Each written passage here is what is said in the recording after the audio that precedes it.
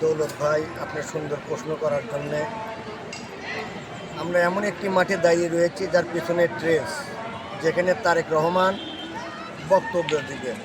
সেই ঐতিহ্যবাহী আলতাফুন্নেসা খেলার মাঠে আমরা অবস্থান করছি।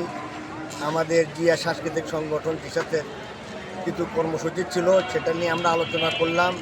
আমাদের দেশনায়ক তারেক রহমান বগুড়াতে আসবে, এটা নিয়ে একটু আলোচনা করলাম আমরা সাংগঠনিকভাবে কি করতে পারি। আপনাদের আশ্বস্ত করছি, আমরা জিয়া সাংস্কৃতিক সংগঠন, আমাদের সকলেরই কাছে ব্যানার থাকবে, লাল ক্যাপ থাকবে। আমরা বগুড়া জেলা জিসাতের পক্ষ থেকে এইটুকু করছি। এবং আমাদের প্রাণপ্রিয় নেতা দেশনায়ক তারেক রহমান যে বগুড়াতে আসবে, এই উৎসবমুখর পরিবেশটা ধরে রাখার জন্যে আমরা বাড়িতে বাড়িতে ওয়ার্ক করেছি। কারণ সামনে আগামী 12ই ফেব্রুয়ারি আমরা যে জাতীয় সংসদ নির্বাচন, এই নির্বাচনী ওয়ার্কও এখান থেকে হবে, এখান থেকে তিনি উদ্বোধন করবেন। এই আশা আমরা সকল বগুড়াবাসীকে জানিয়েছি এবং তারা এত আনন্দ এবং উৎসাহ নিয়ে অবস্থান করছে যে আমাদের প্রাণপ্রিয় নেতা বগুড়া যে 29 তারিখে আসবে, কত লোকের যে সমাগম হবে এটা আমরাও বলতে পারছি না।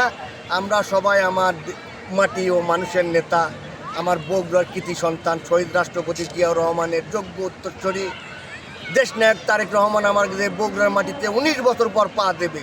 আমরা বগুড়াবাসী অধীর আগ্রহ নিয়ে অপেক্ষা করছি।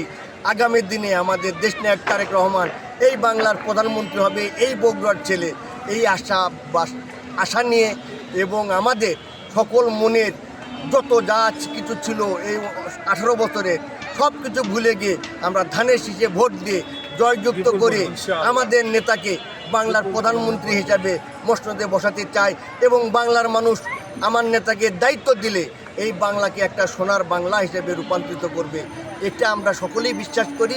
এই বিশ্বাসের উপর সকলকেই বলি, আপনারা আগামী 12ই ফেব্রুয়ারি ধানের শীষে ভোট দিন এবং আমাদের নেতা বগুড়াতে আসবে এই আলতাফুন্নেসা খেলার মাঠে, সেখানে মানুষে মানুষে যেন পরিপূর্ণ হয়ে যায় এই আশাবাদ ব্যক্ত করছি।